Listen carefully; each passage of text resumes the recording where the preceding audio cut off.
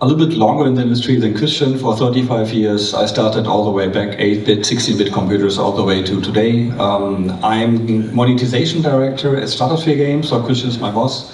I'm responsible. Yeah. Hey there. Oh, sorry, I'm a plumber. So I'm responsible for the online game design and monetization of all of our titles. I have been consulting companies in the free-to-play space for monetization for over 15 years, including Supercell, Ubisoft, Jagex, and many others. And that's my main passion, is free-to-play games and their mechanics inside. And also, I'm saying Lebedev games, please cooking. Yeah. Sorry, they changed the schedule. Why'd you change the schedule? I haven't. It was all right. I had my other job. So yeah, I'm a CEO at Original Games. We do puzzle games, like Web 2, no bullshit, scammy stuff. I've been in the game industry for a really long time. This is like my third company, so excited to be here, chat about the future. So nice to be with you guys here, and maybe the first question will be the current like market dynamics, which you see the market is going on, and you're just vision on this. Yeah, I mean, I don't know. We can start like, Okay. from. Yeah, I mean, we all know it's a crazy time at the moment. A lot of changes. I mean, like I said, I've been in the industry for a long time, so there was always changes, but the last 2-3 years were pretty crazy, I would say, quite a ride. In a good ways first, around Corona times, where we had this massive influx of money. Now we see a massive influx of money is probably not always good, because now everyone wants more money and there's no money anymore. So I think it was kind of a bit of a perfect storm, and I think it's a really tough time at the moment for founders and studios, because you have this situation where you got a lot of money and it was very easy money. I remember one of my rounds was like 3 weeks, and I had like 4 or 5 talks, and that was basically the investment round. While I tried a round early this year, and that completely failed, because suddenly everyone was like, "No, fuck, we don't do Series A." So I think it is crazy times, and so.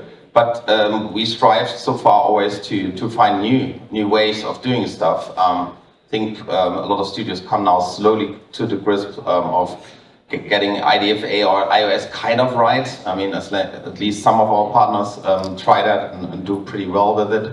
We are trying to find hyper-casual, tries to find new ways. Sees that very short stuff's not doing, so we're hybrid casual. And there's a lot of other new trends that hopefully help us, like with AI and so on, to get the costs down. So I think we will still strive to, and I think we hopefully succeed on managing, but I think at the moment it's still a hard time. I think this year 8,000 people lost their job in the games industry, and I think it's not completely over yet, so I think next year will be also very, very tough. But I think, yeah, we will find new ways of hopefully finding new ideas to basically go forward. Stacy. Okay, so to echo what you were saying, because I completely agree with the points that you made, I think in the last 3 years, what we were happening, the influence of both external factors on the mobile gaming industry and its natural evolution inside.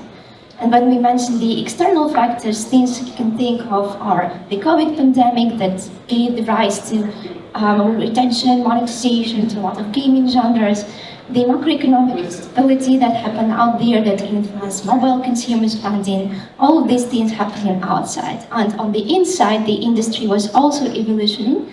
Evolutioning in a specific genre, like you were mentioning, the hyper-casual, looking to hybrid casual, there was the rise of new genres as well. There was things like the previous challenges, the recent Unity saga and whatnot. I believe that what we will be seeing more and more is the evolution of how we used to do things before and how we will be doing them now. And I mean here, for example, things like how we approach monetization and how we approach retention.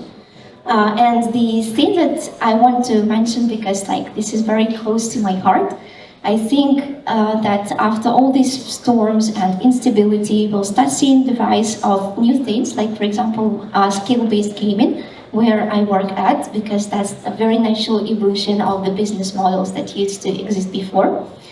and because the players like kind of show also demand in that. So I think it's both challenging and interesting times at the same time, because it kind of pushes you to think outside of your box, but at the same time like addressing all these challenges that happen on the way.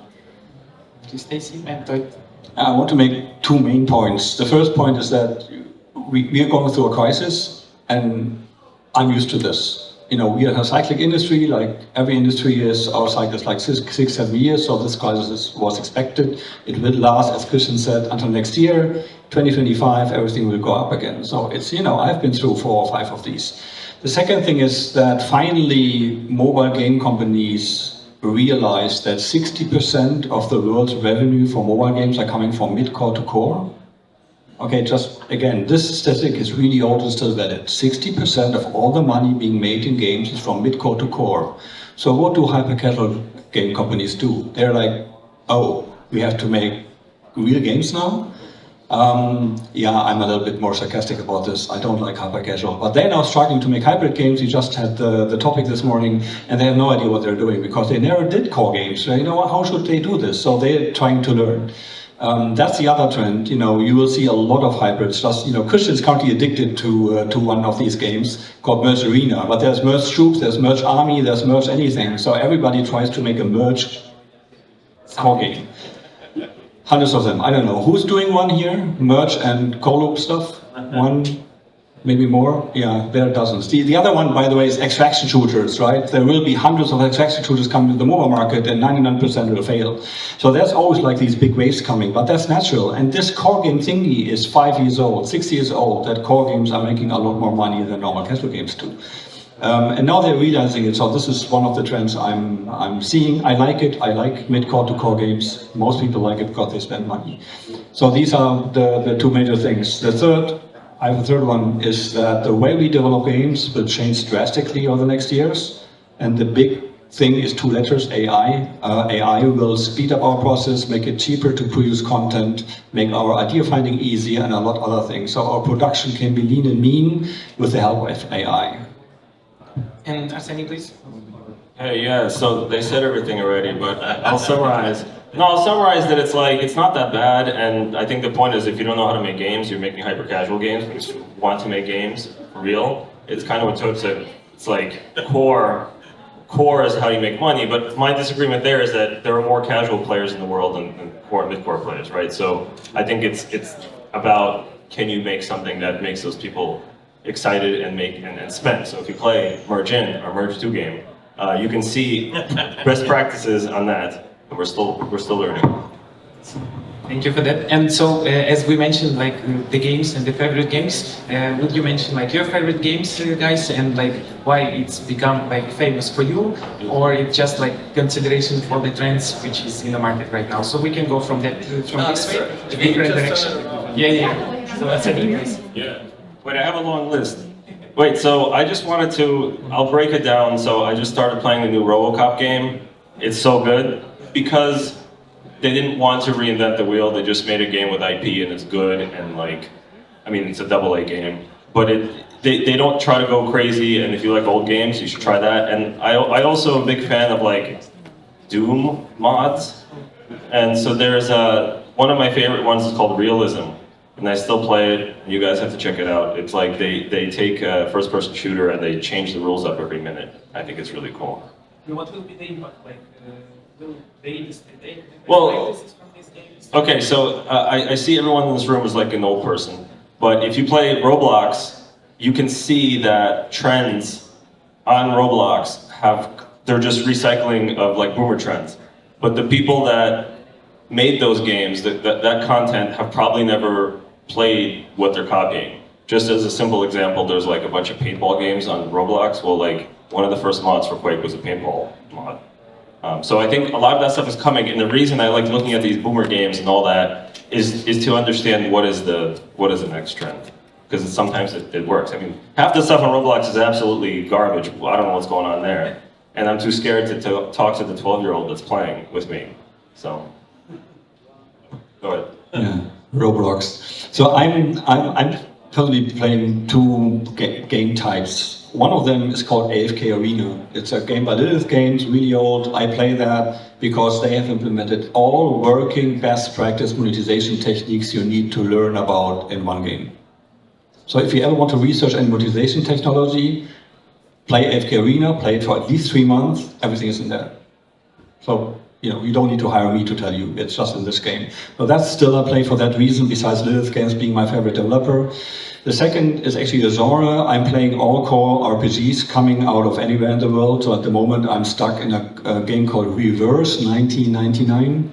It's a kind of visual novel, hardcore RPG on top. I love it. I love the art style, I love the progression mechanics. There are some really unusual things in there, so I like that. So these are the two things I'm currently playing, besides researching into Rumble, which I don't like, into the merge games, which I don't like, into the whatever. I have to play these, but two things, core RPGs and AFK Arena. AFK Arena have good impact on the market, and it's still. And Stacy, from your side, what is your favorite game? Well, I will bring a different perspective to it because I'm a typical description of a player who is playing puzzle games and simulation games. Do that a lot, obviously playing Tripledot games like Udoku and Triple Tile, simulation games like Cats and Zoo, Family Island. This is just my guilty pleasures. As to the games that are coming, and I think what we will start seeing more is the conversions of the very close subgenres and the games that would be addressing the audience that was largely overlooked by the genre. And the two recent examples that I'm playing and I really like of these trends is the Mystery Matters, the game that was released by Playcus not a long time ago. It's essentially Match 3 core paired with a lot of mini-games and hidden object mini-games out there. And the Chrome Valley Customs, which again is a Match 3, but the innovation is done through the meta layer, which is targeted at male audience. You wouldn't imagine a Match 3 targeted at male audience. So yeah, these are my go-to-goes and preferences. Thank you. Kristian? Yeah, coming from, I was in the 90s, I was in a Counter-Strike clan, so I was even in the German championship, last place, was no chance to even close to winning, but nevertheless, I'm very hardcore, I'm very multiplayer, so I played that quite a bit, now it works.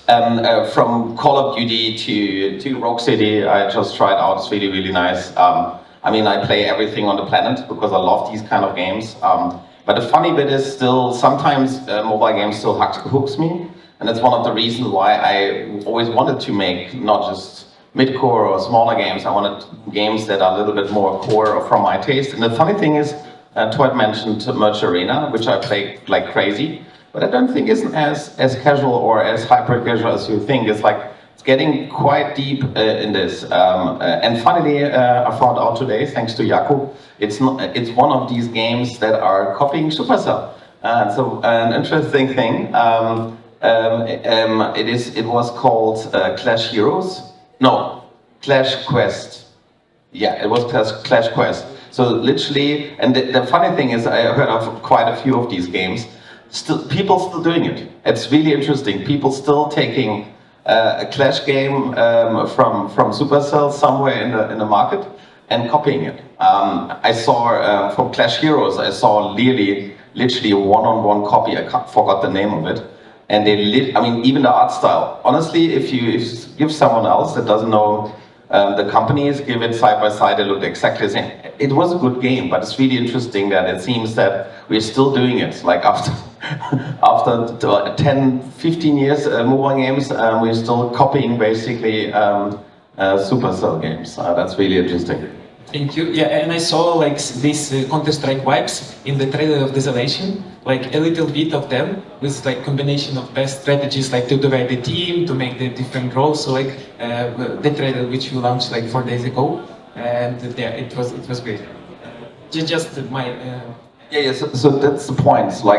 My main goal with Stratosphere games, first I wanted to do mobile games because we're a small studio. Now we are reaching the size, so now the goal is to make more core games and cross-platform. Yeah, that will be the next topic. And from my perspective, I know the game from Kakao Talks, the Guardian Tales, and they just created in 2020. Maybe you have saw it. It's like combination of all the possible gacha. It's like have more than 550 hours of just main story gameplay, and it's huge in terms of, it's like Diablo but on mobile, and it's pretty interesting to play. And now they do in cross-platforming, so that will be the next question about right now the actual status of cross-platforming, and is it like the next to do with every company? What is your thoughts about it, Teut? And like please join this. I talked about that for some time. I call it the platform move second. So in the old times we had to develop for a specific platform. It was the first question we asked ourselves. We want to make a game for what platform? Because the platform limited us in terms of technology and creative freedom. Then came the either console or PC and mobile as a separate market. And now the question is, what game do we want to do? And you ship on all platforms. So you make your game in a way that actually is viable there. We saw it on Fortnite, it's working really well. We saw it on Genshin Impact, and there are many more games coming out. So in the next couple of years, it will be more, meaning that mobile might actually be the primary launch platform for new games, while PC and console are getting the conversions. So it's a kind of upside down world. But you know, on the bottom line, if you run a business like Kristian, we don't mind anymore what platform we ship. We simply say we ship on as many as possible. And then we have a larger reach, and with that, a higher potential of making a profitable game. But there will be also like some technical things in this, and maybe maybe you tried the Warcraft Rumble, because on different platforms right now, even on Android and iOS, it works totally different. I tried it on Android, it was like 40 minutes of download time all the time, like play time 5 minutes, download time 40 minutes, and like how I can play this. But on iOS it's amazing, and like if you do multi-platform at once, it can like also destroy the image of the game if you do not like do it properly. So just one small little note, because we mentioned Warcraft Rumble so much, right? Blizzard is not really experienced in mobile games, so they make a lot of mistakes other companies did in the past. So kind of take it with a grain of salt. It's a good game, but on the other hand, I guess it's the first title they ship directly. All the other ones were actually licensed, I think. I mean, I can tell you the technical reason. I'm pretty sure they use asset bundles. And anyways, there's some certain functionalities they use probably on Android side, which on iOS they don't. So I think that is one of the mistakes. What?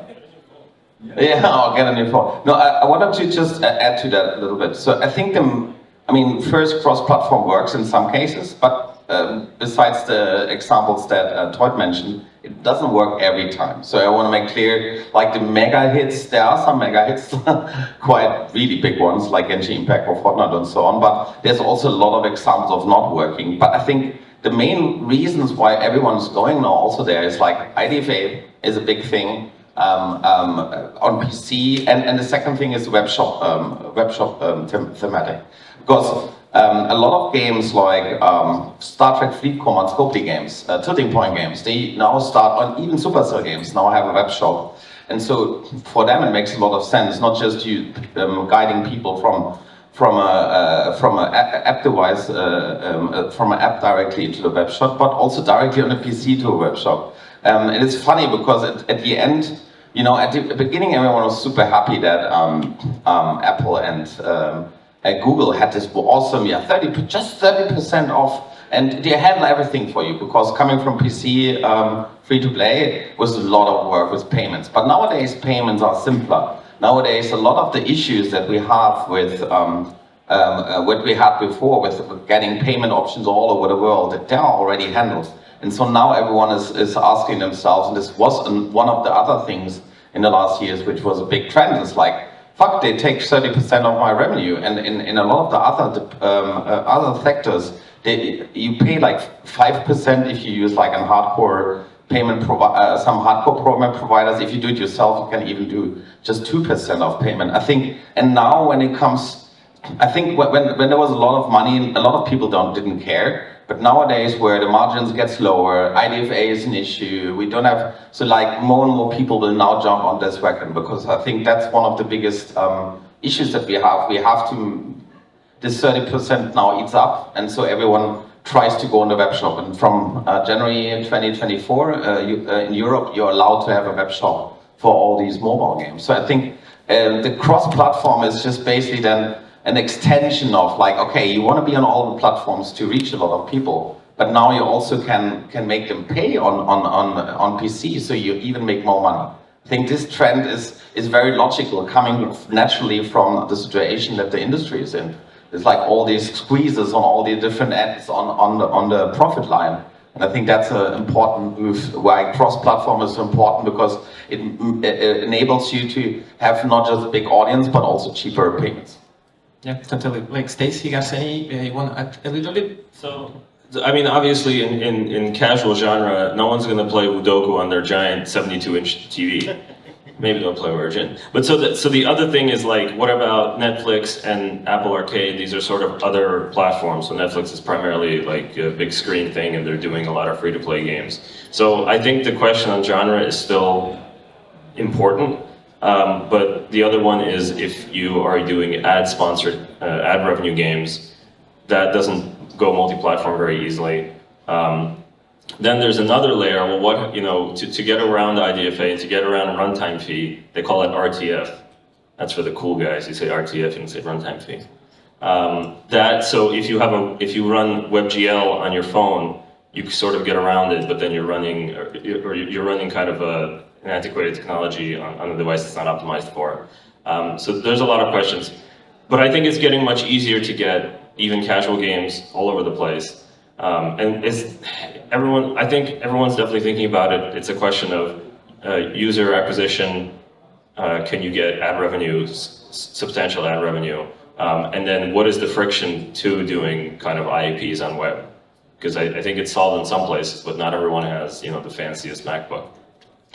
I mean, we are talking a lot about the business case, the 30%, and you know the technical requirements that some games don't fit, but there's also the player. Why should the player play your mobile game on PC? And we see this as our example with Homeward Mobile, which is a hardcore sci-fi game, that a lot of users play our game on BlueStacks. And the reason... Yeah, those are bots. We know our fans. We know them. So what they are doing is, so while they work, they have a second screen where they run Homeward Mobile to actually do all the mining and, you know, work.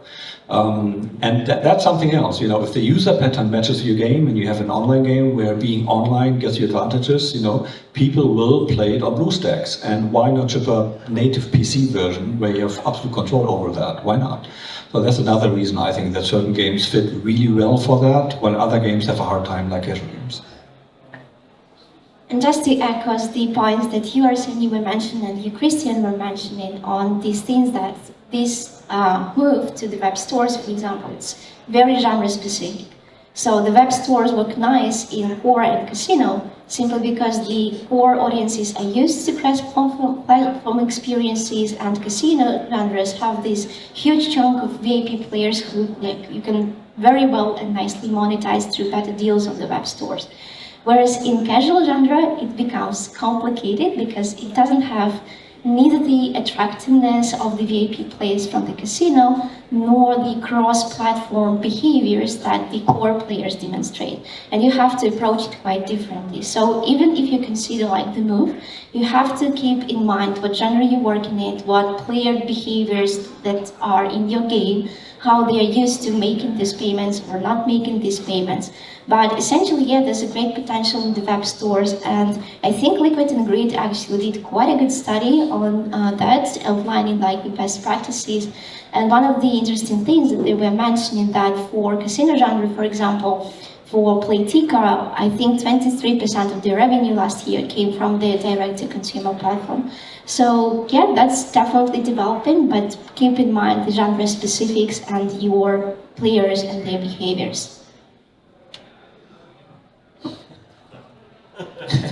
Okay, like also we're gonna pinpoint the AI right now because it's rapidly changing the way of development of the games and usage. May you pinpoint how you use it in your companies, like for localization, art creation, or what is the main usage and what can be in future?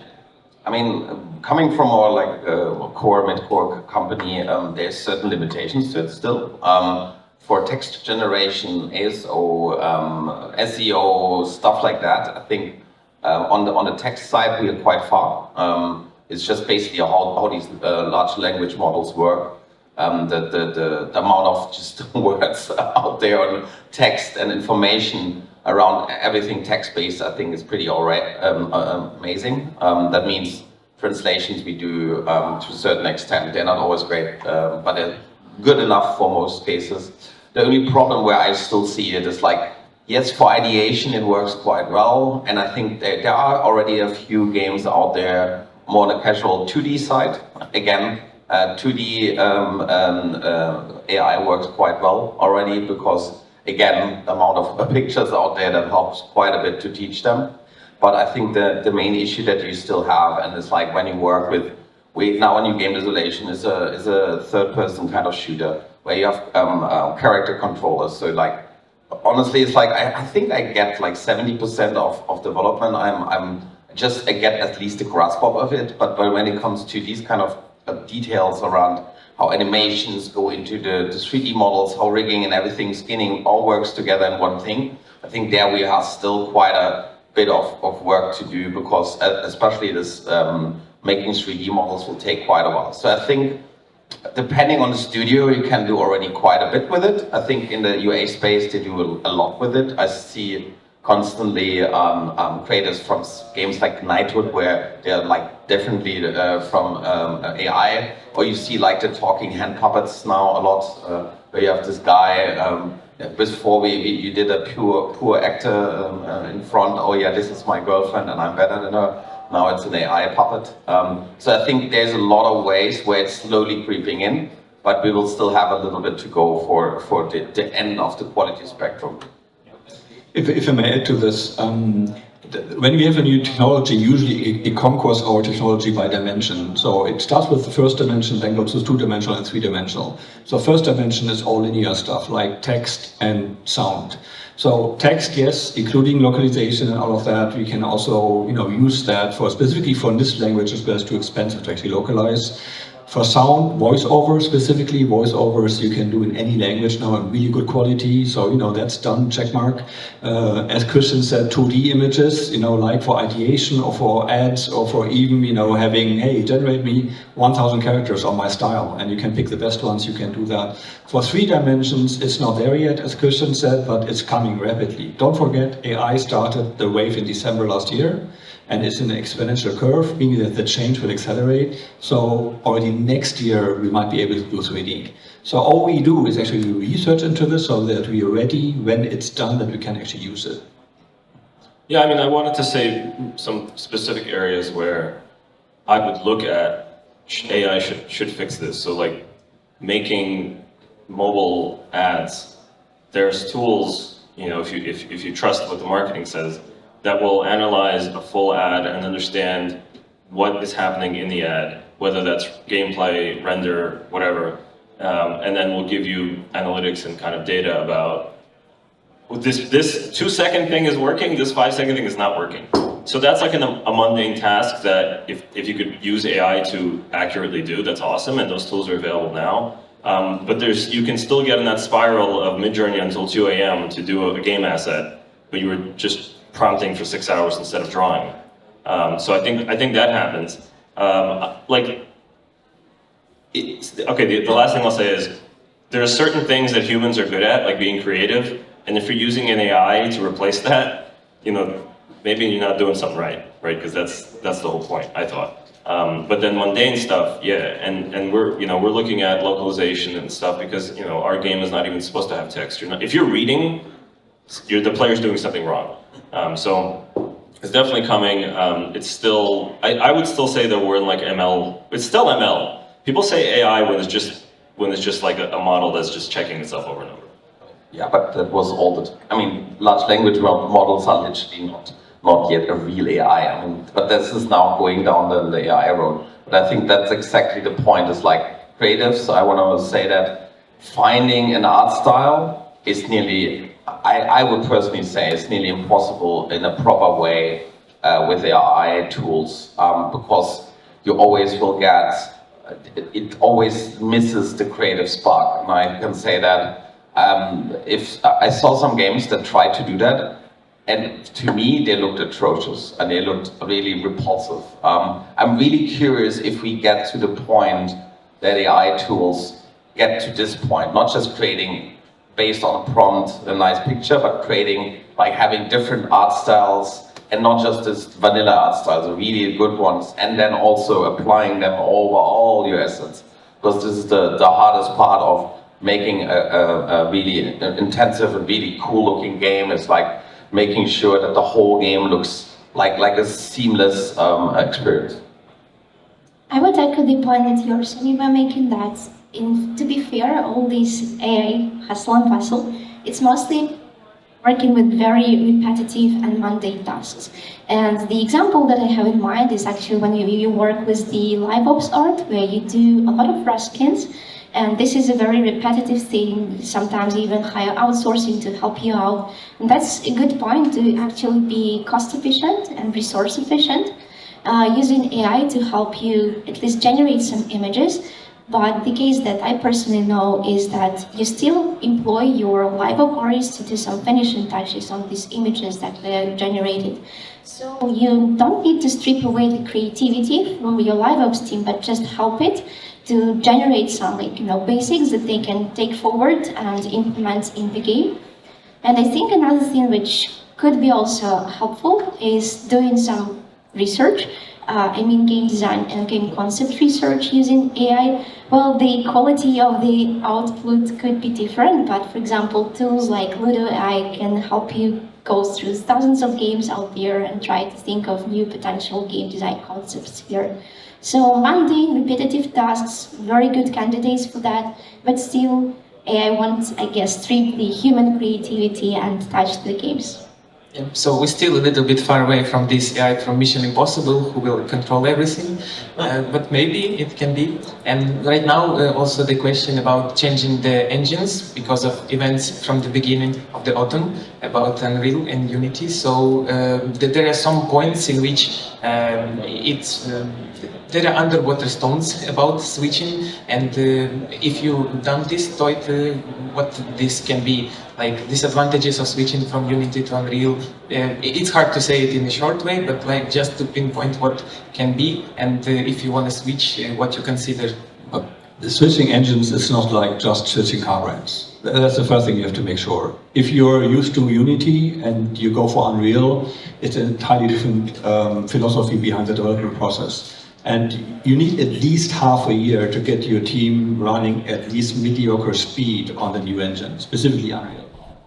You cannot just take your whole team and say, hey, now you're using Unreal, and in 3 months we're as far as with Unity. You won't. It's a very different thing.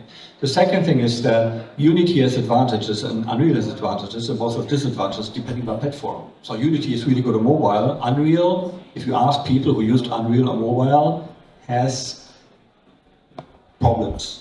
You can circumvent them, right? But it has problems. So you have to make sure that you're making your homework before you switch engine. It's not a light-hearted decision. I had one client who said from the beginning, we have to use Unreal due to cross-platform stuff. And their team needed really 6 months before actually they felt comfortable judging how long will this task be. And they said, okay, it will take 2 weeks. And it actually took 2.5 or whatever. Before that, they were completely wrong. And maybe there will be no switching back to like custom engines because it's also even longer than switching to Unreal.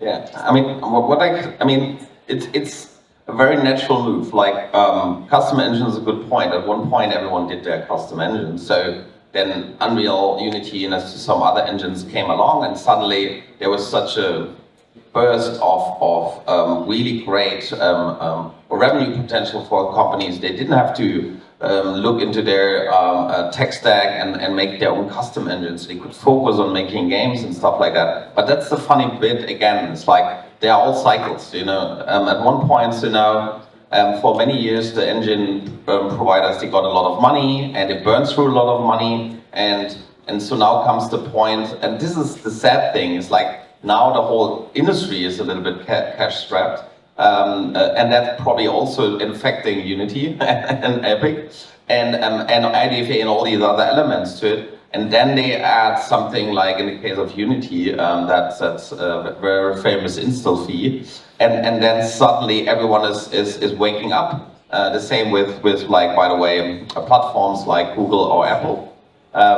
Because suddenly everyone wakes up, fuck, if all that kind of stuff happens, the 30% at Google and Apple, then suddenly a 3, 4, 5% revenue share, or even an install fee, and it all eats off the profit. And I think that's the problem that we just facing, is like switching between engines is per se something that is really hard. But now everyone is like looking for how can we make our bottom line great enough, and I think that's exactly the challenge that will still sadly will go over the next year. That everywhere, everyone. I just got a call from One Signal. They had a free tier. We used that for years. And this suddenly so we can't do this anymore. And this is really interesting. It's like how everything comes together at the moment, where everyone finds out, fuck, the awesome years where the money is flowing are over, and so that's funny that for every decision now we have to really check again how is it eating into our bottom line. I think, and in this engine case, that would have never been an idea before. I mean, sure, with Unreal we know that there was this 5% charge, but you didn't have to pay for the seats, and now suddenly it opens up all these things that for many years we thought is a sad thing. When Unity realized that the industry had little money, so they decided to just charge everyone more.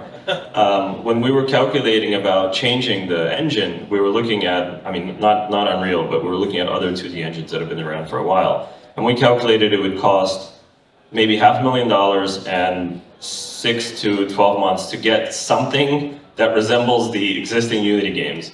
So it's like, and that's how much we would have paid the fees for Unity. So it really, you really start thinking like, you know, maybe we should make this investment now for the future, but it's still very, very risky. I think the guys doing mid-core or games that are technically difficult, it's not an option, but I think that if those numbers are even remotely true, then Unity's going to lose half their customer base next year. Kristian said the cycle is interesting because in the beginning everybody used their custom engine. Yeah. Meaning that half of our budget we had to invest into technology in order to make a game. That was like the beginning of the industry. Then came the really expensive engines, like we had to put down $1 million in order to make Unreal an Unreal game, and it only worked for shooters. And then came Unity, which basically freed all the engines, and Unreal had to follow suit, then all engines were free. Now they want actually money now due to the power they have to do that, meaning that now we will have, I bet, either open source engines coming up or many custom engines fighting the big giants. And at some point, one of these engines will be the new Unity. Hey, we are free, open source, users, whatever, and then suddenly they will back down. And 2 years to say? 2 years or 3 years. Is it good? Oh, which one? Yeah, we will see. There was also like when the Unity stated it, the joke like if you want to destroy your competitor, just take the featuring from the Google or iOS and like put your competitor in there, and he will pay a lot of fees and you will take benefit from it. How the industry moving on, and also maybe we can. In 5 minutes, guys, please prepare the questions for the panelists, and also we can talk about maybe distribution to other stores, like alternative stores, because Amazon still is growing up, and yeah, Amazon really? Fire. That's still there? I wasn't aware that Amazon's still there. Like there is a big market in Amazon tablets and phones, and you can port the game there. And they will like pay you for porting, and still like you will have everything from iOS and Android, but on that one. So yeah, you considering to go into like alternative distribution channels, like also Huawei store, Samsung stuff? I mean, so far, I mean, I tried with a few. I think Huawei, and Samsung. I mean, Samsung is still an option because quite easy. But Huawei was I mean, the SDK they had was nuking our game. I don't know how it is now. Like I said, I mean, funny that you mentioned that at the moment the alternative stores didn't seem like a great option.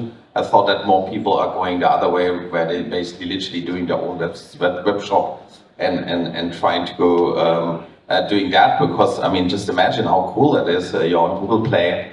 You get potentially not featured in that much. That would be an interesting question as well.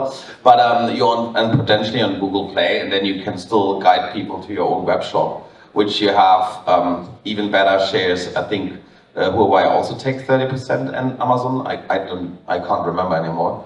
And there's also Samsung, by the way.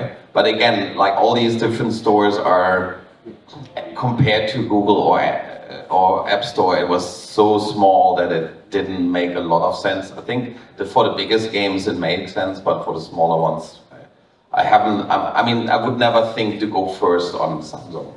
I mean, the normal user out there don't even know how to operate a game inside Netflix. That's a disadvantage, right? And fragmenting the market is always bad. So most users will stay on Apple or Google and download their games there. But if a company has a huge reach like Netflix or Amazon, they are like a user acquisition platform for you. So yeah, do your game in there. You know, the users love the game, and at some point they will actually be either in your native game or be still your customer. So I see it more or less as a user expansion. We had the same thing back then when browser games were big. I don't know if you remember that time, free-to-play was born on the browser games. We sub-licensed white label versions of that to TV stations who wanted to have their own platform and stuff. We operated that in the back, but it was their front end. And I think this is a similar approach what Amazon did, or Samsung, Huawei, whoever wants to have our games, that they are using that they are looking for content which we can provide, and we get the user and the revenue, and they get their share. And that's a good model. So next year in Europe, from March, developers will be able to, on iOS, have their own side-loading store, right? So I think we'll see what happens with that. So I mean, the purpose of having a store is it's a discovery platform. But Apple's discovery platform stopped working.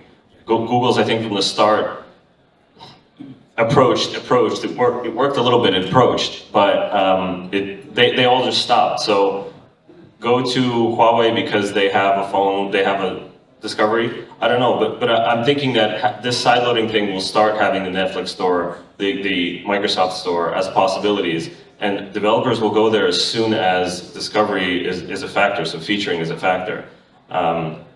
But I mean, the difficulty now of going to Amazon, Samsung, all these stores is, well, you can't do traditional user acquisitions. You don't have attribution. You don't have any of that stuff. And I think it's kind of the idea is scary that okay, I have to have another team that's going to support this store. Every time we do a release, there's going to be this stupid artwork that we need to do, especially for the Samsung store. And that's a little bit daunting for smaller developers without much payback. But I think next year, because of the side loading, that's going to become a huge trend. Probably AI can help you. Oh, which one? All of them. Alexa. Okay. Super, Arseny. Yeah, so maybe about the future trends of user acquisition, as you started this thing, we can talk a small time about it. Just a few thoughts. I mean, I'll drop it here where I don't think that, so I'm old enough that I used Facebook's very first user acquisition platform where it was like you pay for CPM and that's it. I mean now, and it's kind of like that now. So I don't believe that this kind of, that we degraded our abilities because of privacy. I think it's going to come back in a different form, but the idea that you target people that actually may be interested in your product, that's so incredibly powerful that it's not going to go away. And there are signs that my theory, my fantasy may be true. So Facebook is releasing this paid Facebook or Instagram. So you pay $14 for Instagram, who's going to fucking pay $14? But if you don't pay, I think you have to consent, at least in certain countries, you have to consent to the ad version, which then opens you up to the full privacy spectrum. And maybe if that works, then it will signal kind of a new way of doing user acquisition. but still the ads are targeted to your interests. Like the ads I get on Instagram are all just like get rich quick stuff like that I don't need. But I would love to get stuff that I do need, like yeah. No, like you know, other stuff. Stacy? Well, it's not only just like, targeting ads to players, because I'll touch on that from the product perspective. It's also creating more user-level personalization inside your product. So this kind of helps you to counteract the negative effects that you have of these privacy changes. And when we say user-level personalization, it's building these customized, tailored content journeys, pathways, dynamic difficulty adjustment, offers, content, and whatnot. So it's not just like, you're trying to find the players that are like right for your game, but also building inside of your game the right experiences so that you can maximize retention, maximize monetization, because essentially that's like the push that's happening and will be happening even more to try to find every way possible out there to keep your players in the game and keep them paying in the game. Kristian, please. Yeah, I mean, that's a good point. Like, there's quite a few games out there. I mean, everyone knows about even like Royal Mansion, these kind of games where suddenly these stupid pull the pin things are ending up in the game. There's like super hardcore 4X games where you have to do suddenly merging, or you have to protect the dog or stuff like that. I mean, this is the situation, especially when it comes to midcore in this spectrum.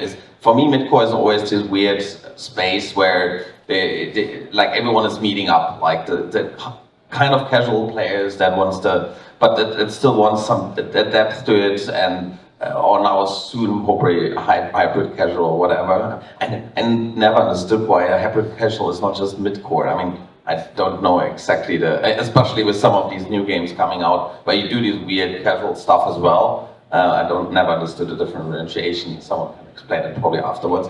But this is exactly the point. I think making a player journey that fits to your creatives, making a player journey that really the user you acquire, not just through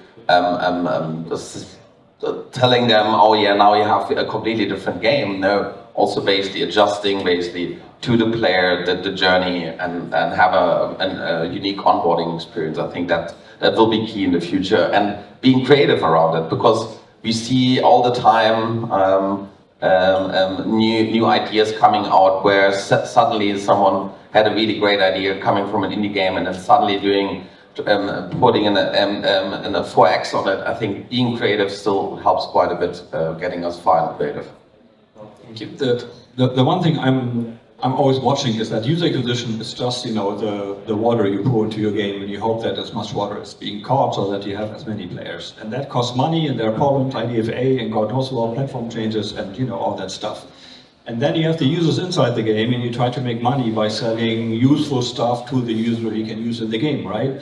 But in the case of Netflix, they have a big platform, and they want your content so that they can entertain their users more. So what about us? We have millions of users, right, in some of your games, for example, and how can you offer these users to people who are interested targeting these users?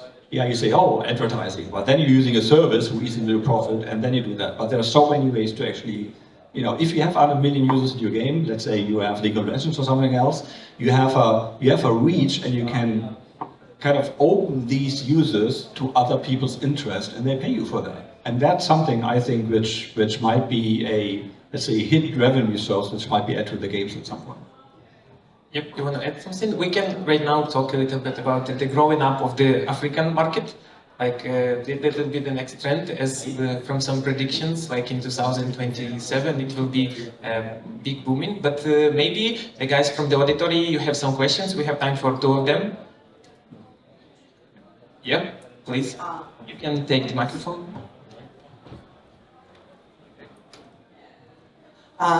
Thank you for lections. Sounds good. What do you think about the best example mobile game if we talk about LiveOps system? You mean the backend system, like what you can buy, or what do you mean by that, or like overall what kind of? Yeah. Some events, some... Which games are best in terms of live ops? Yeah. Can I answer first? So like, I'm a big fan of Moon Active's games, and they have like more. They have 4 times more people than my studio has on a single game. I was looking at Moon Active because they bought a competitor of ours that was like 1-to-1 the same game. We didn't copy, I promise. And they, within 8 months, made that game one of the top games in the genre. So we were investigating what do they do? And if you actually look at, if you're able to find reviews of Travel Town before the acquisition, you'll see the changes that were made in the game. So, but then unfortunately the answer I think you're looking for is how to do good live ops. You just have to have way too many people.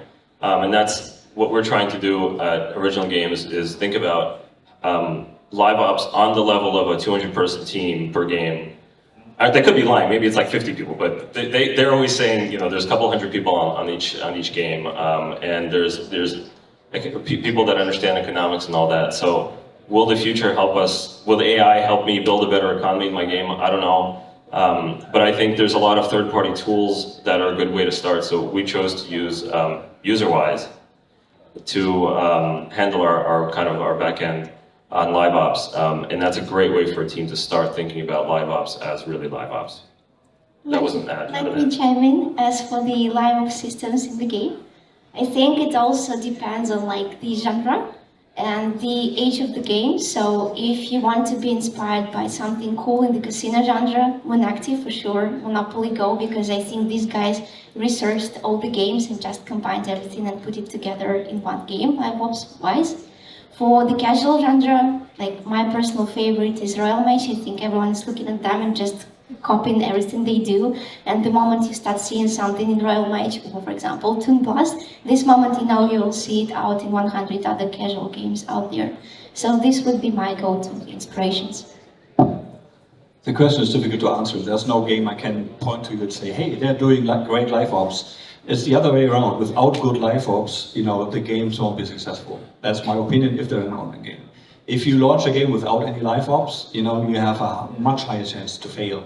And live ops is such a complex beast. You know, there's the marketing, the user acquisition, there's the community management, the support, the expansion of the game, the monetization, KPI measurement, and you know, the whole bamboozle. I mean, do you have like 5 hours we can talk about it? No, we don't, so it's tough. It's not... But that's a funny one. I mean, while I don't play hyper-casual games, and I'm not a big fan coming from games and so on. I know that Teut said that, and Arseny said that, and so on. But you know what was great about it, at least on the surface? It was a short time frame where it was purely just a game in the market, and you didn't have to worry about live ops. While we are doing heavily live ops, I can tell you, it is as fun as it can be. It can be also such a chore.